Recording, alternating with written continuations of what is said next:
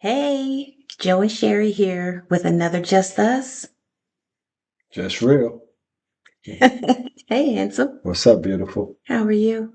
I'm well. How are you? Well, always well. Looking gorgeous as ever. Thank you. Thank you. I'll take after my baby. Thank you, baby. You're welcome. Um, I have a hot topic I want to talk to you about today. Actually, I want to ask you a question. Wait a minute. Hot topic. Hot topic. All right, now we down here and it's 15 degrees in Georgia with excess of 30-mile-an-hour winds. So you talk about a hot topic? Yes, because I think this is a hot topic. Give it to me. Falls under finances. Okay. But I'm going to ask the question. All right. How would you encourage a husband whose wife makes more money than him in a relationship? Wow. Okay, so you jumping out there like that. Finances are one of the major reasons why people have issues in their marriages and in their relationships. It's true. And a lot of times, if the woman makes more than the man, that could be causes issues. Right. Definitely. 1 Timothy 5, it speaks toward a man providing for his family. A lot of times men take that word providing or provision singularly and relate it to monetarily. But there's so much more. There is physical, there is spiritual, and there is also emotional provision. So we have to understand that it's about stewardship. That's good. And stewarding all of those areas, not just, when it comes to money. Many men have heard or been taught that their value is attached to the amount of money that they make. And, that is definitely not true. Spiritual leadership is about wisdom, sacrifice, unselfishness, and stewardship, not just who brings in the bigger paycheck. That's good. And you're right. That is true. Like that value has been tied to that. Yeah. Wow. Well, that was good. I want to talk to the women because I think it's important for us to understand because we've been there.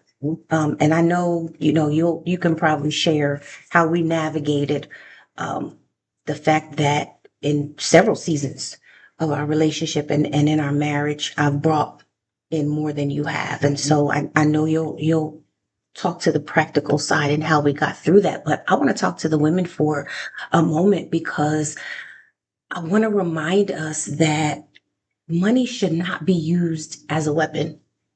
We should not weaponize it and use it as a means to tear down our mate or our husband, but as a resource that God blesses us with to be able to build together. Yes. So it's not about, I make more money. No, it is, we are contributing to the vision that we have for our family and for our marriage. And so I think about Romans 11:36, and it talks about the fact that everything that we have belongs to God. It's because of God. And so although we're bringing it in, He's the one who's blessing us to have the ability to do that. And so we need to remain humble. Yes. We need to remain submitted because, again, He's using us to contribute, but we also have to do it in a way that brings glory and keeps his honor and his word and his intention. It's God, then man or husband, then wife, and then, children and family. But we have to stay submitted in that way. And so the way that we manage and steward what He's blessed us with has to be in a way that glorifies Him. Right. And so, humility, submission, are so important, and understanding that we are helpmeets to each other. When he created man and female and brought them together, we're to help one another. Yes. Ephesians 5:31 even talks about the fact that, we leave our mother and our father and we cleave, like the man leaves his mother and father and cleaves to his wife, and they become one. Yes. They are coupled together and contributing together. Yes. It's not, what you bring and what I bring. What are we bringing again to move forward the vision that we have for our family? Right. And so I think that is really, really important to understand. What works for you and I is we contribute a percentage. Yes.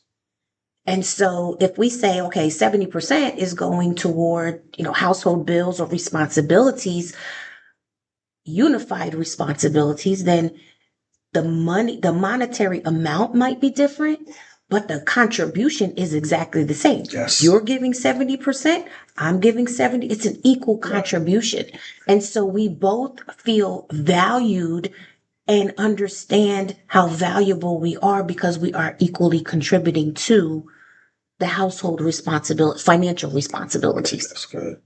That's good. I would also add that whoever brings in the most money, it's not about manipulation or control either. Mm-hmm. Because that's some good. people use money as a tool Mm-hmm. to manipulate and control the other person. Right. Because of the fact that they do Mm-hmm. make more money. And that's dishonorable. Mm. It's just dishonorable. Right. Yeah, that's why I said it's so important to not use it as a weapon to tear down, but as a resource to build. We're building together. Definitely. That's what I mean? Think of that. Yeah, we're building together. In our case, you were in a job that had a lot of opportunities for salary increases. Right. In my job, it appeared like I was at the ceiling. But through conversations, that we would have, my prayer was not to be bitter or angry or ego trip because you was making more money. What I did was I prayed for you. I prayed that God would open doors, that those increases that it looked like I could not get, because again, it appeared that I was at the ceiling of my job, that you would get them. Right. And there was some years where God really, really came through financially. Yes, he did. So, it was just always encouraging you. Right. Praying for you that those increases would come your way. And, what we did was, like you talked about the percentages, which really was key. Yeah. I agree. Because it was equal value. Right. That was being distributed. Yes. And so we stepped into that season. I did not let my ego get in the way. No. I just thank God for blessing. Because even though the blessings went to you, being the type of and caliber of woman you are, those blessings came to us, to our house. Right. And that's together we won. That's good. We saw you got the increase, but we saw the increase. That's right. And we reaped the benefits of it together. Yes. Because we lacked nothing. Lacked nothing. So still today. Absolutely. And right now, relocating and, me going back to work and making less. Just thankful. We have to remember the small things. Right. And steward those and be grateful for the small things. Stewardship is important. Absolutely. Because when God knows that he can trust us with the little, he opens the door for so much more. That's so true. And we sit Faithful in that. over a We few sit in things. that more today. That's true. We're recording in that more today. That's wow. That's good. You know? That's good. Yeah. That's good. I love that. I love that. And, you know, even you talked about, you know, the shared responsibilities and things like that. Like I even think about, you know, who pays the bills.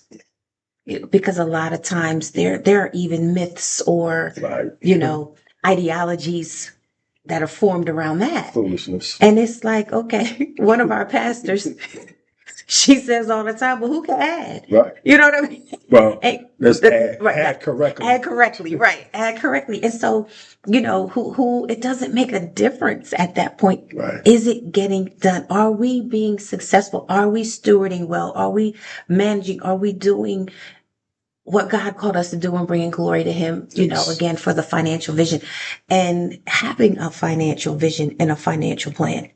Very important. As men, we should create that financial vision or financial statement for our families, you know, and even though we may not bring home the most money, that vision plan should be God's vision plan. That's because good. we should hear from God before we roll that out, you know, to our spouse and to our kids, Right. because they need to understand as well.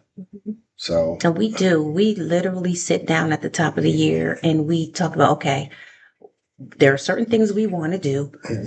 What is that going to entail? You know, the timing of it, the cost of it, research. Like we literally sit down and we do. We have goals, and then we say, all right, what's the plan that we have to put in place to reach those goals? And so, but I love the fact that we communicate together, equal value and voice, equal contribution. You know what I mean? Like I love that, and communication is key. It's key. So I thank you for allowing me to operate in that. Well, your voice needs to be heard. I've told you that many times. That's true. And that goes for women, because some women feel like their voice can't be heard in a relationship, and some men feel like their voice cannot be heard. Both voices need to be heard, and not only heard, but also equally valued. That's good, especially in the area of finances. Yes. Wonderful. Well, thanks. So, men, we just gotta kick the ego to the side and really rely on what God is doing. And women, we gotta support, be that helpmeet. Remember the orderly, the godly order, and that we're in this thing together. Yeah. And it could only be for a season. You know, it could only be for a season that the roles have been switched and reversed. So how do you handle that? How do you navigate that? You know, does that cause division, or does it bring you together? Absolutely. And that should be ultimately what it is. Yes. For His glory. I agree. Awesome. Thank you, Pete. Thank you. Just us, just real. Just us. Just real.